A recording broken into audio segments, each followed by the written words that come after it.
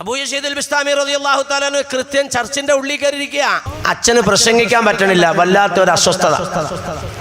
ഇയാളിങ്ങനെ തരിച്ചു നിൽക്കുകയാണ്. അബൂ യസീദ് അൽ-ബിസ്താമി റളിയല്ലാഹു തആല അൻഹു കൃത്യം ചർച്ചിന്റെ ഉള്ളിൽ കയറിയിരിക്കുക.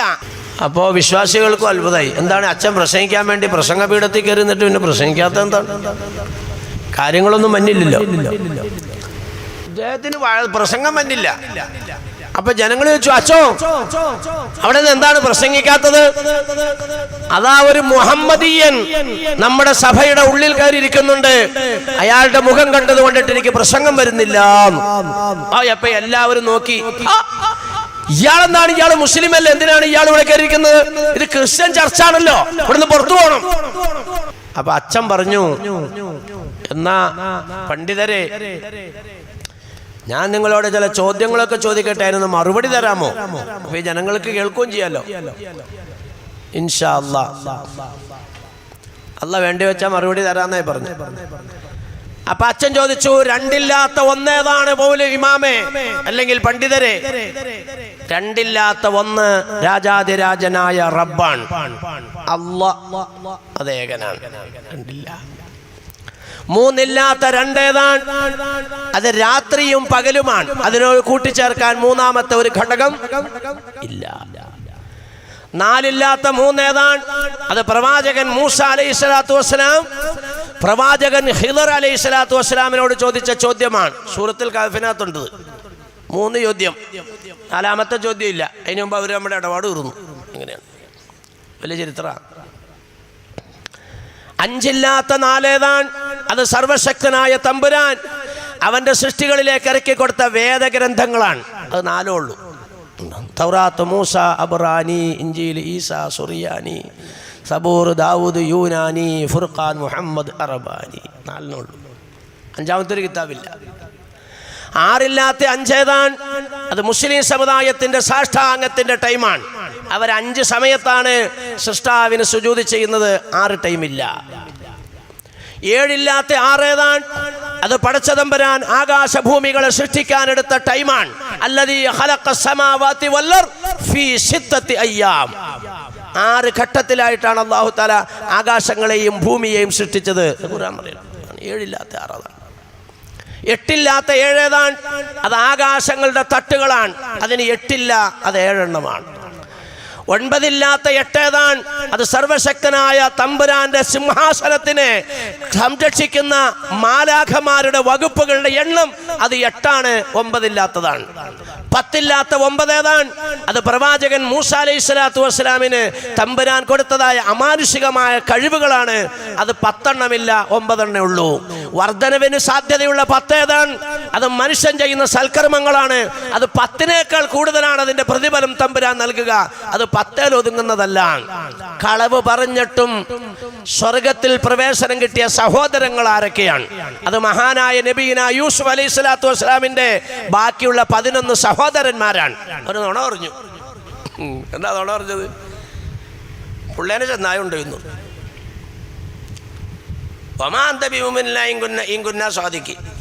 ഞങ്ങൾ നേര് പറഞ്ഞാലും പാപ്പ വിശ്വസിക്കുകയൊന്നുമില്ല.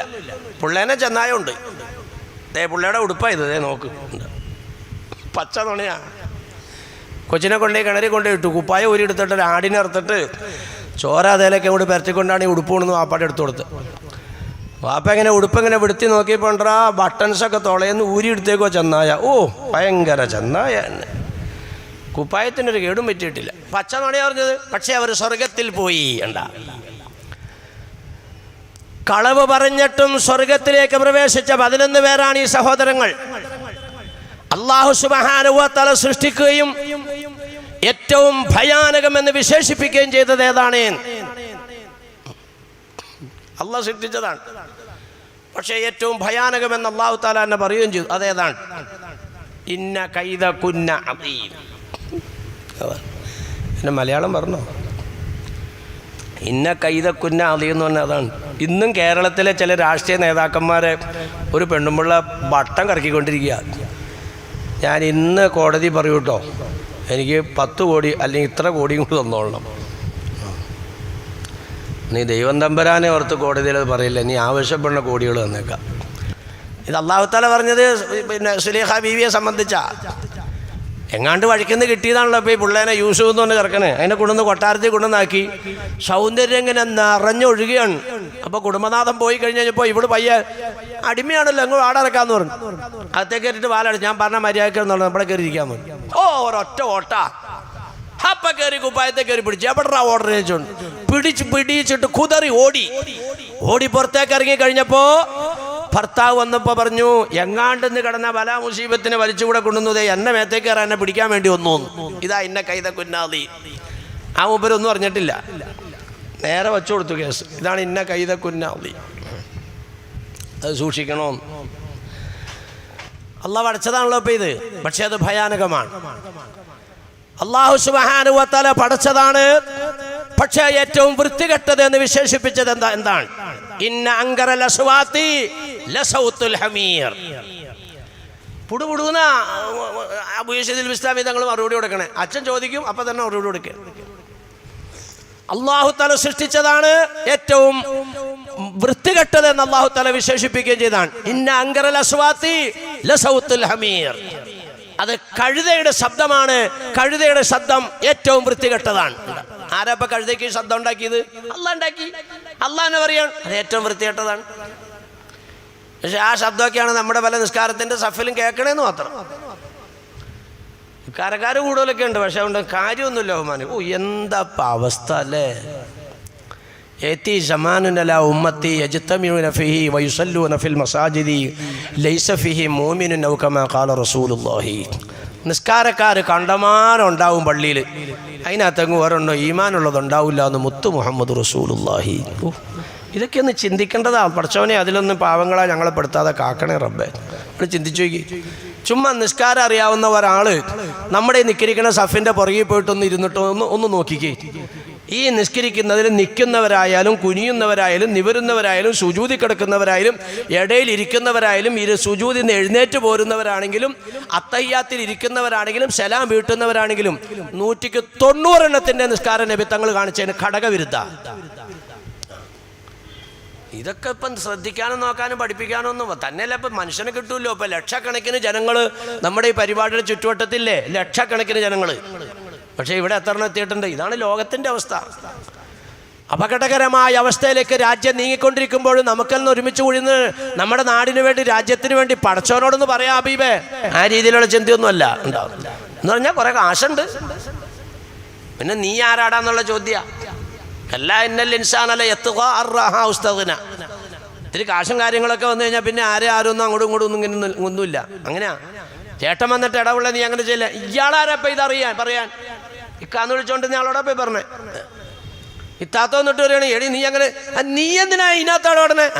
എന്താ നിനക്ക് കാറുണ്ടെങ്കിൽ എനിക്ക് കൊണ്ടരി കാറ്, നിനക്ക് 3 ഇല ഉണ്ടെങ്കിൽ എനിക്ക് 4 ഇല ഉണ്ടരി, നിന്റെ മതിലിന് 8 അടിയാണെങ്കിൽ എൻ്റെ വീട്ടിൽ 16 അടി പൊക്കോണ്ടരി, നിനക്ക് 2 മക്കളാണെങ്കിൽ എനിക്ക് 3 മക്കളുണ്ടരി. ഇത് തന്നെ ശൈലികളൊക്കെ അവിടെ മാറി. ഇവരിത്തിരി കാശൻ്റെ വില അതൊക്കെ സർക്കാർ കൊണ്ടുപോകും. അതൊക്കെ നരേന്ദ്രമോദിയുടെ സർക്കാർ വന്നിട്ട് എല്ലാം പിടിച്ചെടുക്കും. അക്കൗണ്ടൊക്കെ മാറും, നിന്റെ അക്കൗണ്ടിൽ നിന്ന് അപ്പുറത്തേക്ക് പോകും. പടച്ച തമ്പുരാനെ, നമ്മ ഈ ചിന്തിക്കുന്നതും പറയുന്നതും ഭയപ്പെടുന്നതൊന്നും അള്ളാഹുവേ ഈ പാവങ്ങളുടെയൊക്കെ മഹത്വം കൊണ്ട് ഈ അമലിൻ്റെ പവർ കൊണ്ട് അള്ളാഹ് ഈ രാജ്യത്തൊന്നും വരാതെ കാത്ത് രക്ഷിക്കണേ അള്ളാഹ്. നന്നായിട്ട് അള്ളാഹിനോട് പറഞ്ഞോ. അള്ളാഹിനോട് പറയാം നമ്മുടെ ദിക്റൊക്കെ നന്നാക്കിക്കോ. ദിക്റിൻ്റെ പൊള്ളത്തര അപ്പോൾ ഞാനീ പറഞ്ഞുതരാൻ പോണ്. നമ്മളൊക്കെ ധാരാളമൊക്കെ തസ്ബീഹ് മറിക്കേണ്ടത് ധാരാളമൊക്കെ ചെല്ലുന്നുണ്ട്. പക്ഷേ സംഗതി എവിടെ കിടക്കണമെന്നുള്ളത് ഇസ്ലാമി തങ്ങൾ പഠിപ്പിക്കുന്നതിലേക്കൊന്ന് ശ്രദ്ധിച്ചോ. അപ്പം അറിയാം. അപ്പം എന്താ പറഞ്ഞു വന്നത്? സഹോദരിമാരെ അള്ളാഹ് സൃഷ്ടിച്ചതാ, പക്ഷേ ഏറ്റവും വൃത്തികെട്ടത് നിസ്കാരത്തിൻ്റെ സഫിൽ കേൾക്കാൻ പോയത്. തമിഴ്നാട്ടിലേക്കൊക്കെ ചെന്നാൽ ധാരാളമായിട്ട് കേൾക്കാം. നമ്മളിപ്പോൾ തമിഴ്നാട്ടിൽ പോകണ്ട, നമ്മുടെ പള്ളിയിൽ നിക്കിരിക്കുന്നിടത്തിലൊന്ന് ശ്രദ്ധിച്ചാൽ മതി. കഴുതയുടെ ശബ്ദം കേൾക്കാം. എങ്ങനെയാ? ഒച്ചയടഞ്ഞു പോയി. ഇന്നലെ മിഞ്ഞാന്നൊക്കെ വെള്ളം പറഞ്ഞുകൊണ്ടേ, അല്ലെങ്കിൽ നന്നായിട്ട് തെളിഞ്ഞാന്. ശബ്ദം കണ്ട? ഈ കോട്ടുവ വിടുമ്പോൾ വായു തുറക്കൽ തന്നെ ശപിക്കപ്പെട്ടതാ. അതാ ഇപ്പം നിക്കാരത്തിലിട്ട് ഇപ്പോൾ പാട്ടാസമാണ് തുറക്കണതിനോട് തുറക്കണം. കൈ കിട്ടിയിട്ടുണ്ട്. എന്തോ ഒരു സന്തോഷാന്നറിയോ ഷൈത്താന്. ഈ കോട്ടുവായ അങ്ങോട്ട് വന്നാൽ നീ വീണൂന്ന് അതിന്റെ അടയാളം. ആർക്ക്? ശൈത്താനിന് നീ അങ്ങോട്ട് വീണൂന്ന്. ആ സ്ഥാനത്ത് തുമ്മലാണെങ്കിലോ അത് നിനക്ക് ശുഭലക്ഷണ മലക്കിന്റെ ഭാഗത്തു നിന്നാ. അതുകൊണ്ടാണ് തങ്ങൾ പറഞ്ഞത് കോട്ടുവാ വന്നാൽ തുറന്നങ്ങോട്ട് വിടല്ലേ, പിന്നെ ഇടത്തേക്ക് അതിന്റെ പുറവും കൊണ്ടിട്ട് വായം കൊണ്ട് അടച്ചു പിടിക്കുന്ന നബീന റസൂലുള്ളാഹി. കാരണം എന്താ? ശൈത്താനെ സന്തോഷിപ്പിക്കുകയല്ല വേണ്ടേ. വായകൾ തുറക്കണതിന്റെ കൂട്ടത്തിൽ ശബ്ദം കൂടെ വന്നു.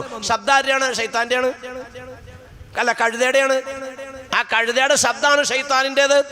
അതാ പടച്ചോൻ പറഞ്ഞ ഇന്ന അങ്കറൽ അസ്വാത്തി ലസൗത്തുൽ ഹമീർ. കഴുതയുടെ ശബ്ദമാണ് ഏറ്റവും വൃത്തികെട്ട ശബ്ദം. എന്നിട്ട് ഇപ്പൊ എന്ത് നിക്കാരാണ്? താടി പിന്നെ നീട്ടി ഇങ്ങനെ കൂട്ടിക്കൊണ്ടിരിക്കുകയാണ്, തലക്കെട്ട് പിന്നെ ഒന്നും കൂടെ കെട്ടിക്കൊണ്ടിരിക്കുക, മക്കനയുടെ കൊണ്ട് പിന്നെ മക്കനെയാണ്. എന്ത് നിക്കാരാ ഇപ്പൊ ഇത്? നിസ്കാരം അതോടുകൂടി പോയി. ആ വാ വിളിച്ചിട്ട് അതോടുകൂടി നിസ്കാരം പോയി. ചില വലിയ മാന്യന്മാരുണ്ട് നിസ്കാരത്തിൽ അങ്ങോട്ട് നിന്നുമ്പോ ഞങ്ങൾ വലിയ നിക്കാരക്കാരാ അത് പോയി നിക്കരിച്ചോണ്ടു ഇല്ല. ഇപ്പൊ കുറെ എണ്ണങ്ങൾ അമ്മമാരോട് പറയാണ്ട് അവർക്കെല്ലാം അറിയാതുള്ള ധാരണയാണ്. എന്ത് നിക്കാരാ ഈ അനക്കലോടുകൂടി പോയിടോ? പോയി, നിസ്കാരം പോയി. അർത്ഥമുള്ള ഒരക്ഷരമോ അർത്ഥമില്ലാത്ത രണ്ടക്ഷരമോ നിസ്കാരത്തിനകത്ത് മുഴിഞ്ഞാൽ നിസ്കാരം മാത്തിലായി. അപ്പൊ പിന്നെ ശൈത്താന്റെ ശബ്ദം വന്നാൽ അതിന്റെ അപ്പുറത്തേക്ക് പോയില്ലേ? കഴുതയുടെ ശബ്ദം വന്ന തൊണ്ടയരക്കലിന്റെ അതിനകത്ത് എത്ര ശബ്ദം വന്ന് ഒരാൾ നമ്മൾ പുറത്തു നിന്നിട്ട് ഒന്ന് വിളിക്കുകയാണ്, വാപ്പ ഇവിടെ ഉണ്ടോ? ല. ഒരാൾ നിസ്കരിച്ചോണ്ടിരിക്കുകയാണ്, നിസ്കാരത്തിനകത്ത് ചോദിച്ചു വാപ്പ ഇവിടെ ഉണ്ടാ? ല. നിസ്കാരം മാത്തിലായി. ഒറ്റ അക്ഷരം പറഞ്ഞോളൂ, പക്ഷെ ആ ഒറ്റ അക്ഷരത്തിന് അർത്ഥമുണ്ട്. വാപ്പ ഇല്ലാന്നാ പറഞ്ഞേ. അർത്ഥം ഇല്ലാത്ത രണ്ടക്ഷരം എത്ര അക്ഷരം വന്നു നിങ്ങൾ പറ? ഈ തൊണ്ട അനക്കുമ്പോ എത്ര അക്ഷരം വന്നു നോക്കിയ നിസ്കാരം മാത്തിലായില്ലേ? ഞാൻ പറയണത് അതിനേക്കാളും, അതാ ഞാൻ പറഞ്ഞ വലിയ വലിയ ആൾക്കാരാണെന്ന് ധരിക്കുന്ന അവരെക്കാളും നല്ലത് ചില പാവങ്ങളാ.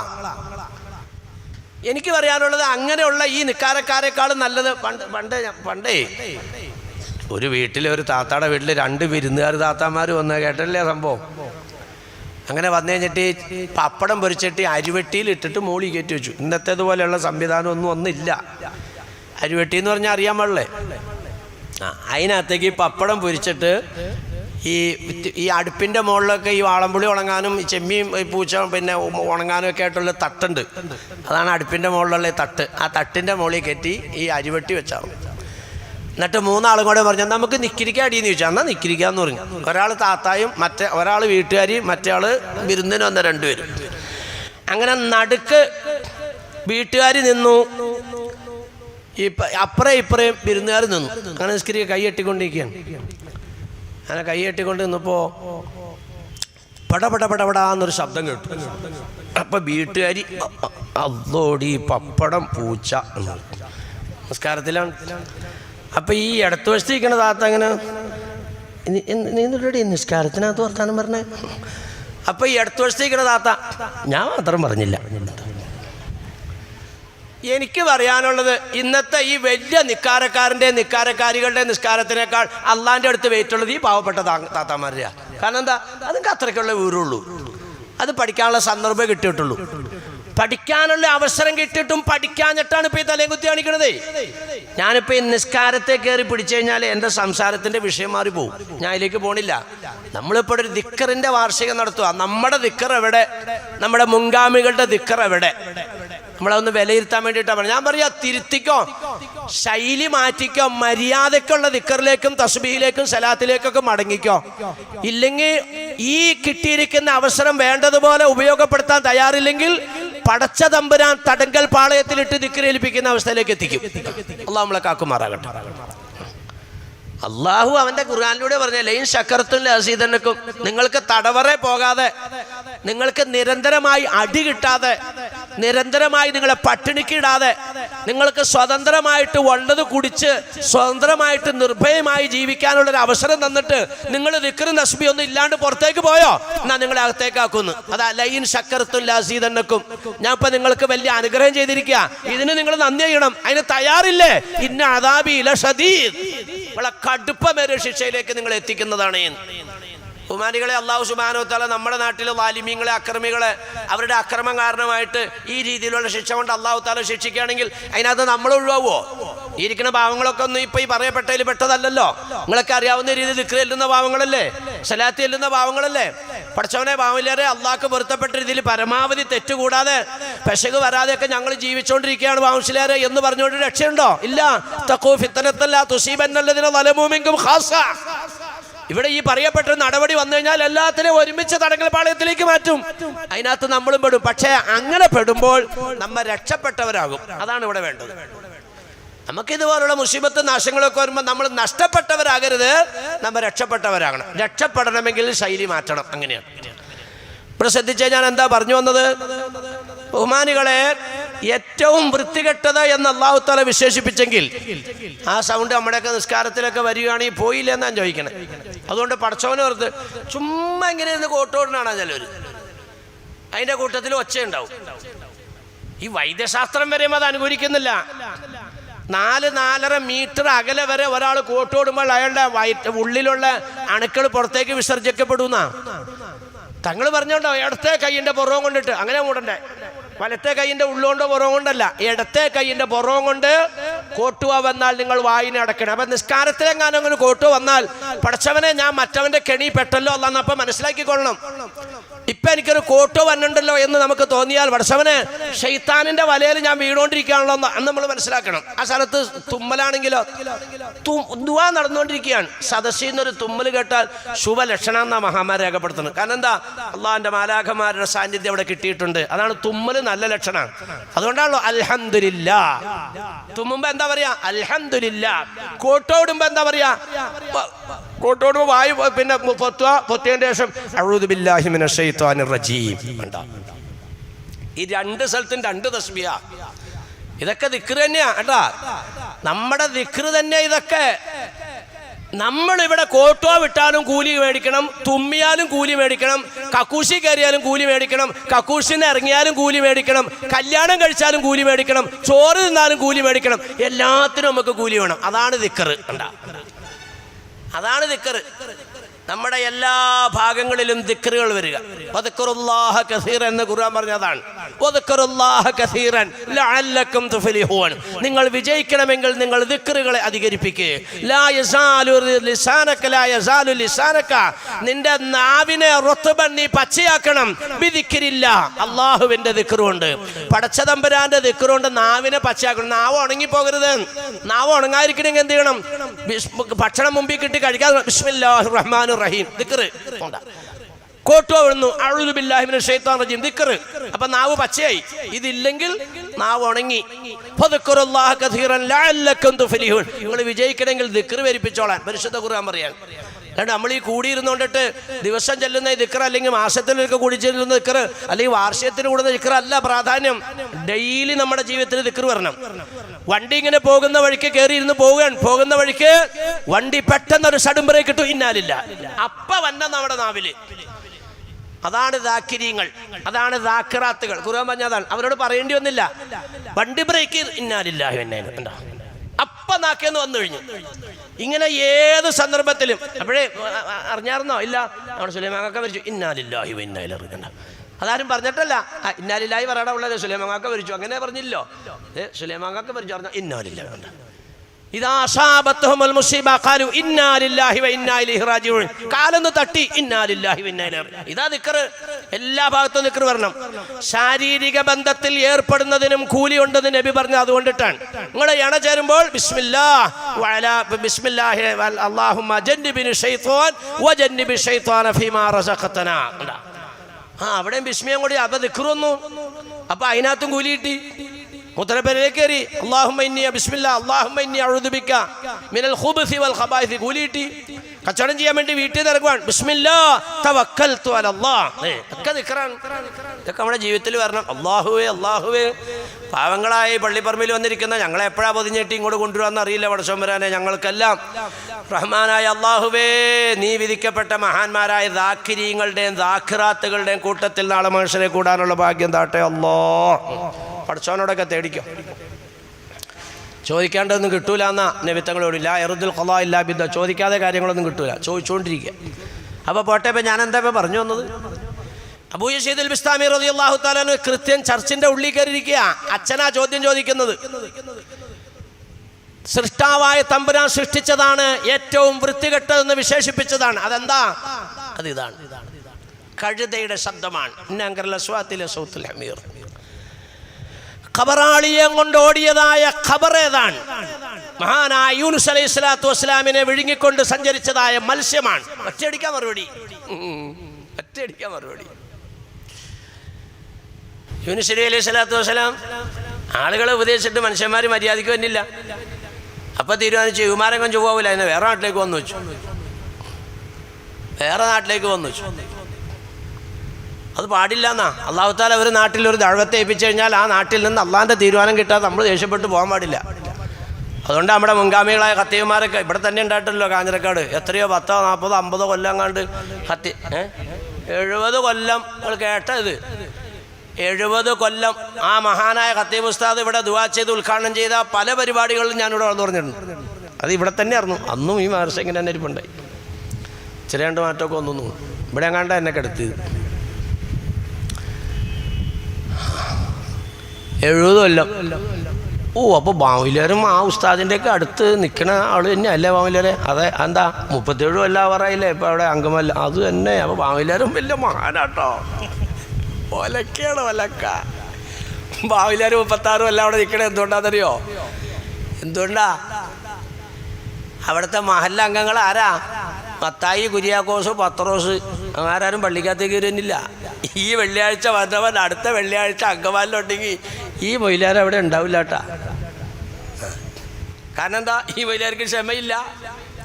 ഏതെങ്കിലും കാക്കയുടെ മൂക്ക് വറുക്കുമ്പോഴത്തേക്കും പേപ്പർ എടുത്ത് എടുക്കണോടാക്കാം, ഞങ്ങളുടെ ജോലിയും വേണ്ട, ശമ്പളവും വേണ്ട, എടുക്കും. പാവലാരെ പറഞ്ഞത് അതൊന്നും പാടില്ല എന്നാണ് ഈ സംഭവത്തിൽ കൂടെ നമ്മൾ ഓടിപ്പിക്കണേ. യൂനുസ് നബി അലൈഹി സ്വലാം ഈ കൗമ നന്നാവണില്ല എന്നാ പോയേക്കാ. അങ്ങനെ കടപ്പുറത്തേക്ക് എന്നപ്പോൾ ഒരു കപ്പൽ വരികയാണ്. കൈയാട്ടി വിളിച്ചു. അതിലേക്ക് അവിടെ കയറി. എന്താ സംഭവിച്ചേ? കോളിപ്പെട്ടു. കപ്പൽ കോളിപ്പെട്ടപ്പോൾ അതിനകത്ത് ജ്യോത്സ്യന്മാരുണ്ടായി. അവന്മാര് കവണി നിർത്തിയപ്പോ കിട്ടിയത് എന്തെന്നാ? ഈ കപ്പലിനകത്തൊരു പാപി കയറി കൂടിയിട്ടുണ്ട്. ശ്രദ്ധിച്ചേ, നമ്മ ചെയ്യുന്ന തെറ്റ് അല്ലാഹ് പൊറുക്കൂല കേട്ടോ. നിങ്ങൾ മനസ്സിലാക്കിക്കോ. ഇവിടുത്തെ മറ്റു മതവിശ്വാസികൾ ചെയ്യുന്ന തെറ്റിനേക്കാൾ കടുപ്പമേറിയ ശിക്ഷ മുസ്ലിം സമുദായത്തിന് അല്ലാഹു തആല കൊടുക്കും.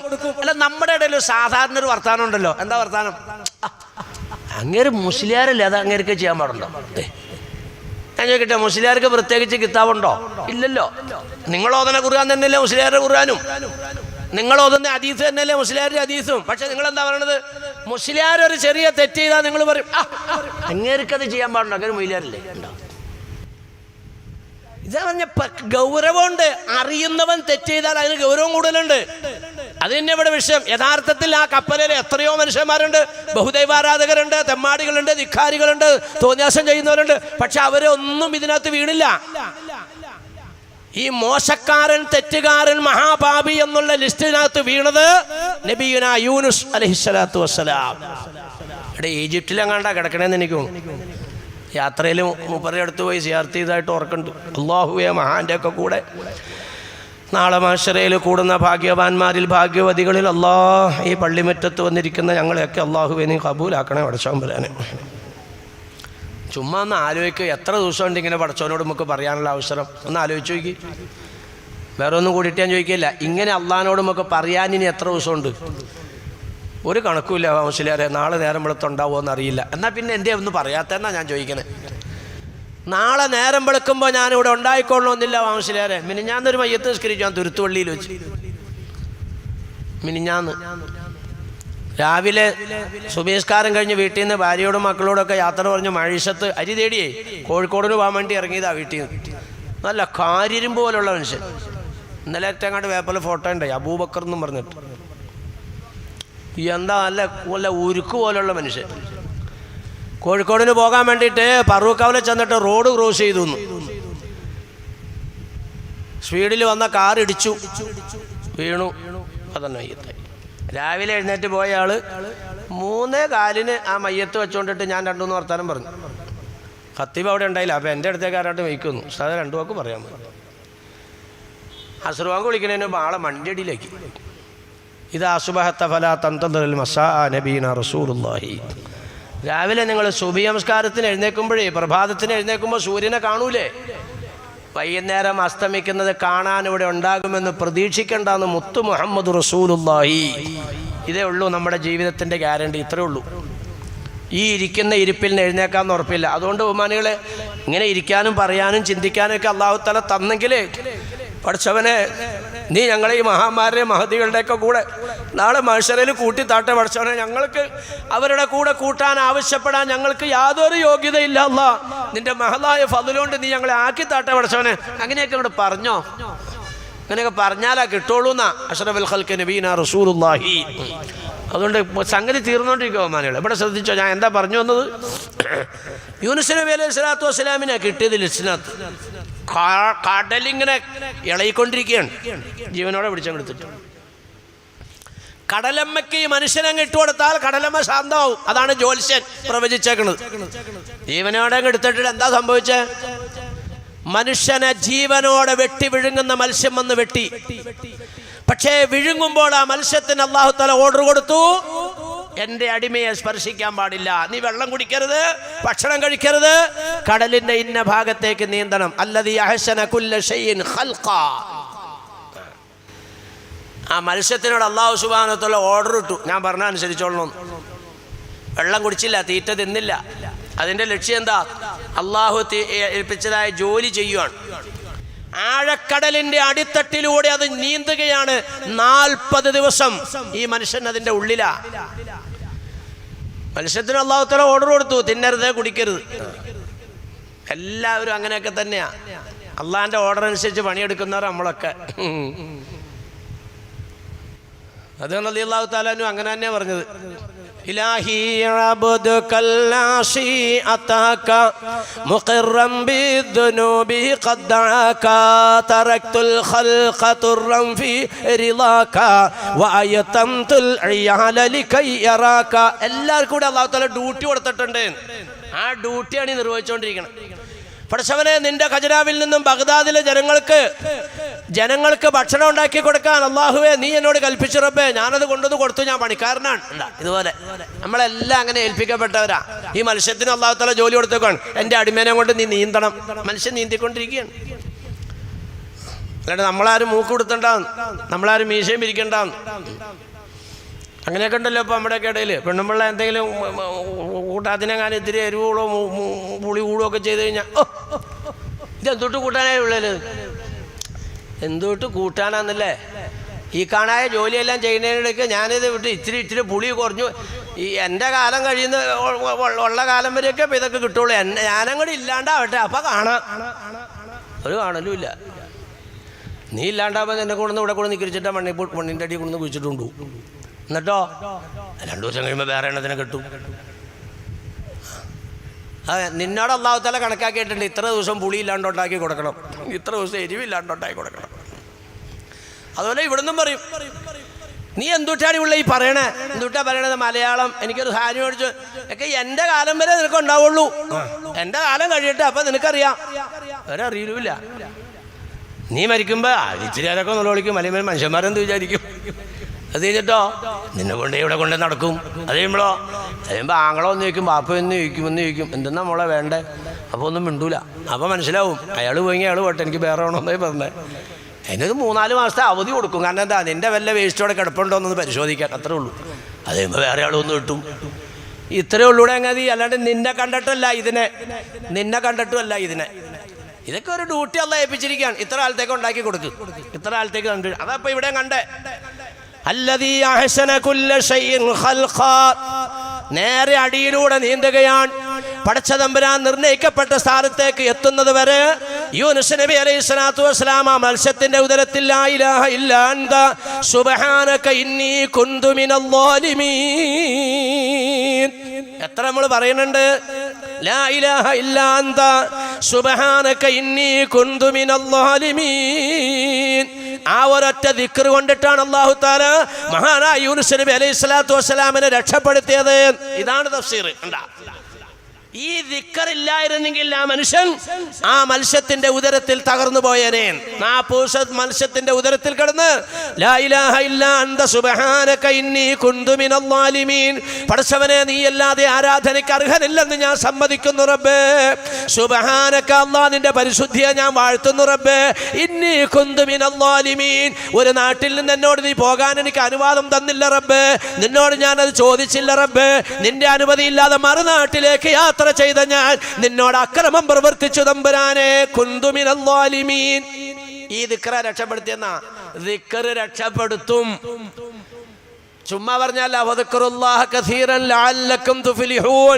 നിങ്ങൾ ധാരാളം ദിക്ർ ചൊല്ലിക്കോ, നിങ്ങൾ രക്ഷപ്പെടും. ചുമ്മാ പറഞ്ഞതല്ല. ഈ ദിക്ർ കൊണ്ടിട്ടാണ് യൂനുസ് നബി അലൈഹി സ്വലാത്തു വസ്സലാം രക്ഷപ്പെട്ടത്. കുടുക്കിലൊക്കെ പെട്ട് കഴിഞ്ഞാൽ ഇത് പതിവാക്കിക്കോളാനാ മഹാന്മാർ നമുക്ക് നിർദ്ദേശിച്ചു തരണേ. കുടുക്കിലൊക്കെ പെട്ടാൽ ലാ ഇലാഹ ഇല്ലാ അന്ത സുബ്ഹാനക ഇന്നി കുന്തു മിനൽ ളാലിമീൻ, ഈ തസ്ബീഹ്.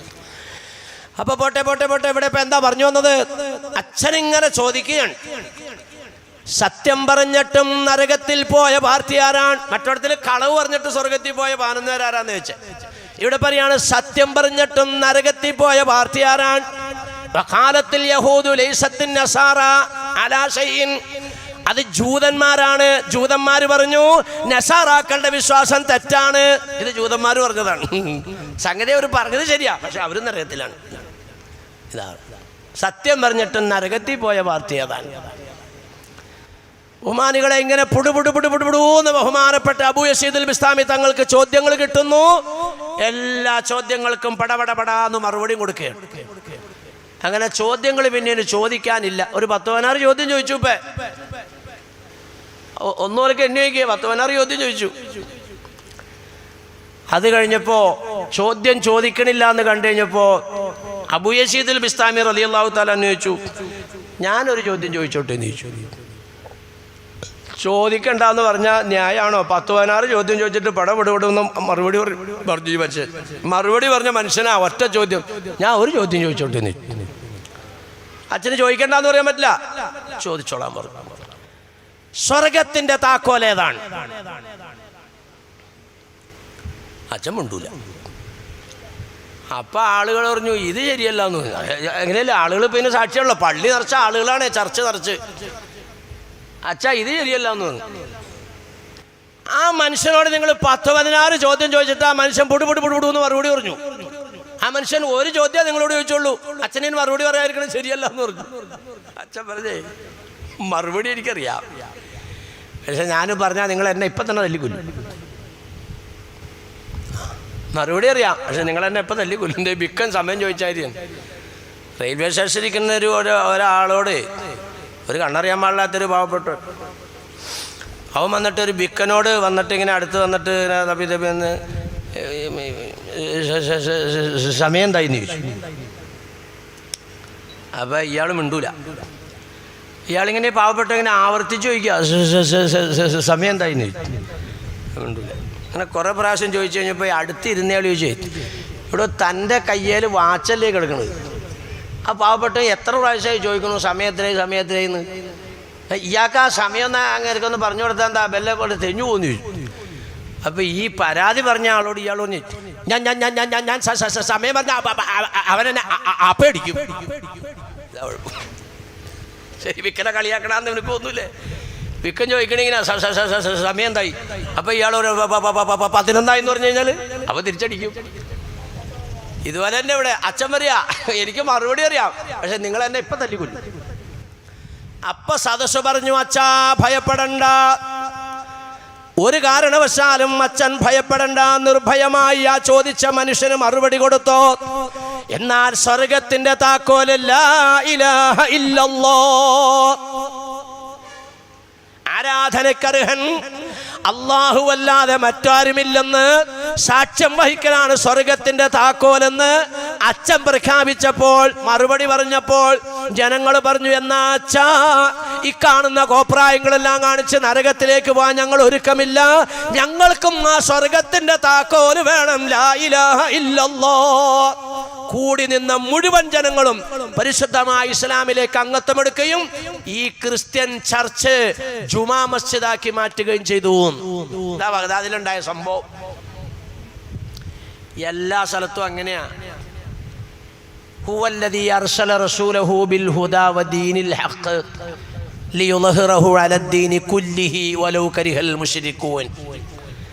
അള്ളാന്റെ റസൂലിനെ അല്ലാഹു തആല ഭൂമുഖത്തേക്ക് അയച്ചത് എന്തിനാണെന്നറിയോ?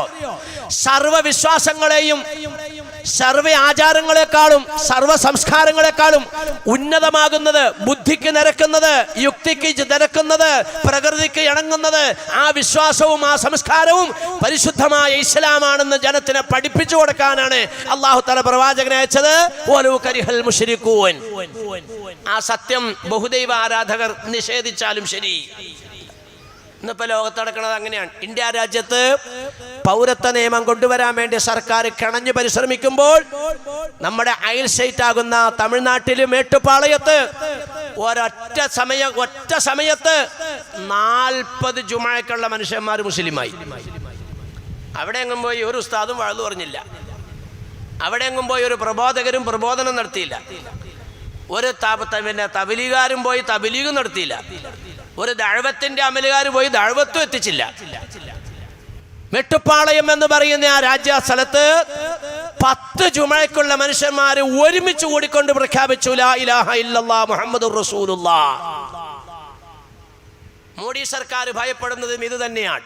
മുസ്ലിം സമുദായം ഈ രാജ്യത്ത് പാടില്ല. വലൗ കരിഹൽ മുശ്രികൂൻ. ഇതാ അല്ലാഹു പറഞ്ഞ, ഇതുങ്ങളെ എല്ലാത്തിനെയും കൊന്നിട്ട് നിങ്ങൾ സൂഹിക്കാൻ നോക്കിയാലും ഈ ലോകത്ത് നടപ്പിലാകില്ല. ഇത് വളർന്നുകൊണ്ടേയിരിക്കും.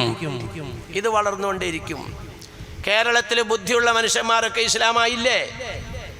ഇന്ത്യ രാജ്യത്ത് ബുദ്ധിയുള്ളവരൊക്കെ മുസ്ലിമായില്ലേ? ആഗോളതലത്തിൽ ബുദ്ധിയുള്ളവരൊക്കെ മുസ്ലിമായില്ലേ? ഇതൊന്നും നിങ്ങൾ വാർത്താമാധ്യമങ്ങളിൽ വിടുന്നില്ല എന്ന് മാത്രമേ ഉള്ളൂ. വാർത്താമാധ്യമങ്ങളിൽ ഇതൊന്നും പറയണില്ല എന്ന് മാത്രമേ ഉള്ളൂ. ബുദ്ധിയുള്ളവർ നോക്കുമ്പോൾ ഇതാണ് ശരി.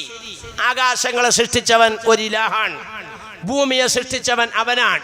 വാനലോകത്തുനിന്ന് വെള്ളമിറക്കി തരുന്നവൻ അവനാണ്.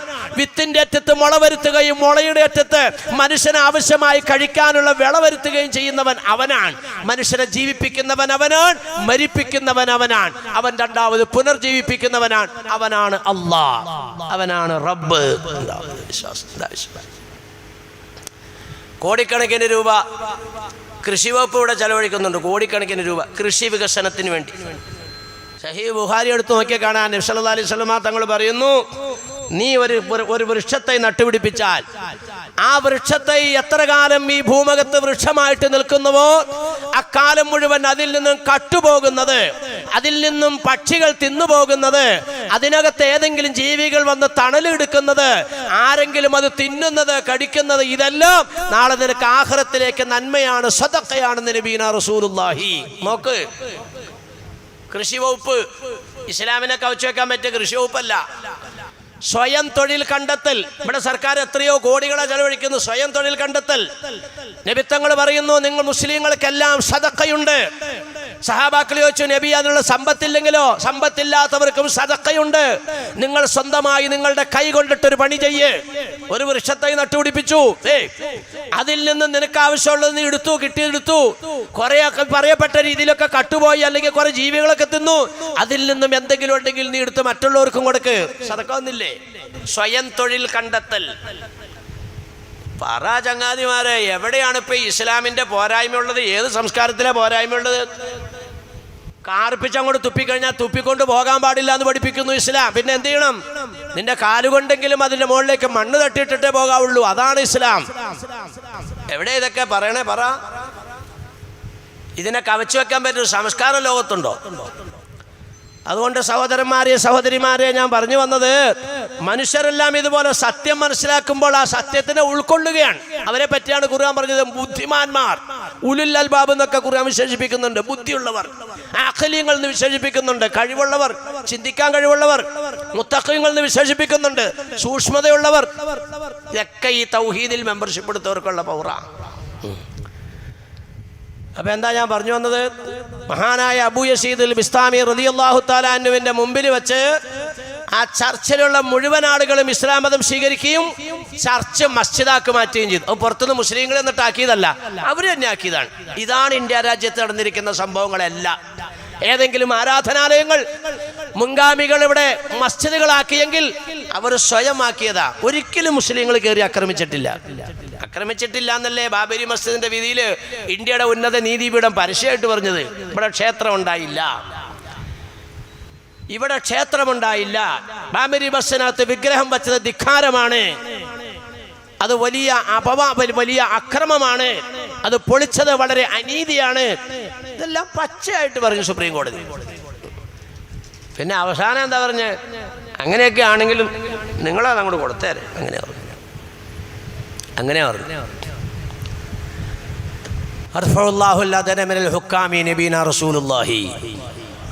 കോടതികളിൽ നിന്നിട്ടൊന്നും നിങ്ങൾ നീതി പ്രതീക്ഷിക്കേണ്ട നബീന റസൂലുള്ളാഹി. ആഖിറസമയം വരുമ്പോൾ വിധികർത്താക്കളിൽ നിന്നും നീതി ഉണ്ടാകുകയില്ല എന്ന് നബീന റസൂലുള്ളാഹി.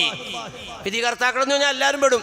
വീട്ടിൽ വാപ്പാടെ മുമ്പിൽ ഒരു കേസ് വരികയാണ്, 2 മക്കളും കൂടി, ഒരു മോൻ കാശുള്ള മോൻ, മറ്റേ മോൻ കാശില്ലാത്ത മോൻ. വാപ്പ കാശുള്ള മോനക്ക് അനുകൂലമായിട്ടേ വിധി പറയുള്ളൂ. കമ്മിറ്റിക്കാരുടെ അടുത്തൊരു കേസ് കൊണ്ടു കൊടുത്തു. ഈ കമ്മിറ്റി അല്ല കേട്ടോ, ഞാൻ ഇങ്ങനെ പറയണമെന്ന്. കമ്മിറ്റിക്കാരുടെ അടുത്തൊരു പരാതി കൊണ്ടുവന്ന് കൊടുത്തു. പരാതിക്കാരൻ ദരിദ്രനാണ്, പ്രതിഭാഗത്ത് നിൽക്കുന്നവൻ സമ്പന്നനാണ്. ഒരിക്കലും പരാതിക്കാരനൊക്കെ സമ്പന്നന് വിരുദ്ധമായി കമ്മിറ്റിയിൽ നിന്നൊരു വിധി ഉണ്ടാവില്ല. വിധികർത്താക്കളിൽ നിന്ന് നീതിയെ ഉയർത്തപ്പെടുന്ന കാലഘട്ടം വരുന്നതാണ്, ഉണ്ടാവില്ല. അതല്ലേ ഇപ്പൊ കണ്ടത് ബാബരി മസ്ജിദിന്റെ കാര്യത്തിൽ. ഇനിയിപ്പോൾ എന്താ, ഇനി പൗരത്വ നിയമമാണോ കാത്തിരിക്കണേ? നല്ല വിധി വരും, കാത്തിരുന്നാൽ മതി. നമ്മളാരും ആ വിധിനെയൊന്നും കാത്തിരിക്കുന്നവരല്ല. പിന്നെ നമ്മളെല്ലാം അങ്ങോട്ട് ഏൽപ്പിച്ചിരിക്കുക. എല്ലാം റബ്ബിൻ്റെ തീരുമാനം അനുസരിച്ച് ഇവിടെ കാര്യങ്ങൾ വരുള്ളൂ. ഖൈർ വന്നാലും ഷർറ് വന്നാലും നമുക്ക് നഷ്ടം വരരുത്, അതാണ് ഇവിടുത്തെ നമ്മുടെ വിഷയം. തടങ്കൽ പാളയത്തിലേക്ക് പോയാലും നമ്മൾ പരാജയപ്പെടരുത്, പോയില്ലെങ്കിലും നമ്മൾ പരാജയപ്പെടരുത്, അത്രേ ഉള്ളൂ. കാരണം ഇവിടെ നമ്മൾ പരാജയപ്പെട്ടാൽ പിന്നെ നമുക്ക് ജയിക്കാൻ പറ്റൂല. എവിടെ? ദുനിയാവെന്ന് പറയുന്ന പരീക്ഷണശാലയിൽ പരാജയപ്പെട്ടാൽ ആഖിറത്തിന്റെ ശാശ്വതമായ ജീവിതത്തിൽ നമ്മൾ രക്ഷപ്പെടൂല. ഇത് പരീക്ഷണശാലയാണ്. ഖലഖൽ മൗത വൽ ഹയാത ലിയബ്ലുവക്കും അയ്യക്കും അഹ്സനു അമല. അപ്പോൾ പോട്ടെ, ഞാൻ എന്താ പറഞ്ഞു വന്നത്? അബൂ യസീദ് അൽ ബിസ്താമി റളിയല്ലാഹു തആല അൻഹു ഈ ഒരൊറ്റ ചോദ്യം ചോദിച്ചപ്പോഴേക്കും ആ നാട്ടിലുള്ള മുഴുവൻ മനുഷ്യന്മാരും ആ പള്ളിയുടെ പരിസരത്ത് ഉത്സവമായി പെരുന്നാളുമായി ബന്ധപ്പെട്ടുകൂടിയ മുഴുവൻ ക്രിസ്ത്യാനികളും മുസ്ലിമായെങ്കിൽ ഇതിൻ്റെ പേരാണ് കറാമത്ത്. ചോദിച്ചതിനെല്ലാം പുടുപുടുവെന്ന് ചോദ്യത്തിന് മറുപടി കൊടുത്ത് കറാമത്താണ്. ഈ ചോദ്യം ചോദിക്കാൻ തോന്നുന്നത് കറാമത്താണ്. ജനങ്ങളെല്ലാം ഇസ്ലാമിലേക്ക് അങ്ങോട്ട് കൊടുത്തു. ഖാജ മൊയ്നുദ്ദീൻ ചിശ്തി തങ്ങളുടെ ദഅവത്ത് കൊണ്ടിട്ട് എന്ന് പറഞ്ഞാൽ കറാമത്ത് കൊണ്ടിട്ട് ലക്ഷക്കണക്കിന് മുസ്ലിങ്ങൾ മറ്റു മതസ്ഥർ ഇസ്ലാമിലേക്ക് വന്ന ചരിത്രമാണ് ഇന്ത്യ രാജ്യത്തിനുള്ളത്. എല്ലാം അങ്ങനെ തന്നെ. ഇതിനെല്ലാം തച്ച് തുടച്ച് ഇല്ലാതെയാക്കാനാണ് ഇന്ത്യ ഗവൺമെൻറ് പൗരത്വ നിയമം കൊണ്ടിട്ട് ഉദ്ദേശിക്കുന്നത് എന്നാണ് ഇന്ന് അമേരിക്ക റിപ്പോർട്ട് വന്നിരിക്കുന്നത്. അമേരിക്കക്കാരുടെ റിപ്പോർട്ട് ഇന്ന് അങ്ങനെ വന്നിരിക്കുന്നു. അല്ലാ നിന്റെ റഹ്മത്തിൻ്റെ മാലാഖമാരുടെ സഹായം കൊണ്ട് അല്ലാഹുവേ ഉമ്മത്തിനെ നീ രക്ഷപ്പെടുത്തണേ റബ്ബേ. അങ്ങനെ അല്ലാഹുത്തെ രക്ഷപ്പെടുത്തിയേക്കണം. അതിന് 2 നിബന്ധന അല്ലാഹ് വെക്കുന്നുണ്ട്. വലൗ അന്ന അഹ്ലൽ ഖുറ ആമനു വത്തഖു. നിങ്ങൾക്ക് ഈമാനുണ്ടാകണം, തഖ്വ ഉണ്ടാവണം. എന്നാൽ നിങ്ങളുടെ കൂട്ടത്തിൽ അല്ലാഹ് മലക്കിനെ ഇറക്കി തരും. അങ്ങനെ മുൻഗാമികളെ അല്ലാഹുത്തെ രക്ഷപ്പെടുത്തി. ഭൂരിപക്ഷം എത്രയുണ്ടായിക്കോട്ടെ ഒരു പ്രശ്നമല്ല എന്നാ. നിങ്ങൾ അറ്റ ന്യൂനപക്ഷം ആയിക്കോട്ടെ നിങ്ങൾക്കൊരു പ്രശ്നം ഉണ്ടാവില്ല എന്നാ. അതാ ഖുർആൻ പഠിപ്പിച്ചതിൻ്റെ പാഠം അങ്ങനെയാ. ന്യൂസിലാൻഡ് ഇസ്ലാമിക് ചാനൽ എന്ന ഞങ്ങളുടെ ഈ ചാനലിലെ പുതിയ റിലീസുകൾ നിങ്ങളുടെ മൊബൈൽ ഫോണിൽ ലഭിക്കുവാനായി ഈ ചാനൽ സബ്സ്ക്രൈബ് ചെയ്യാത്തവർ ദയവായി സബ്സ്ക്രൈബ് ചെയ്യണമെന്നും അതുപോലെ സബ്സ്ക്രൈബ് ബട്ടണോടൊപ്പമുള്ള ബെല്ലൈക്കൻ കൂടി അമർത്തണമെന്നും അഭ്യർത്ഥിക്കുകയാണ്.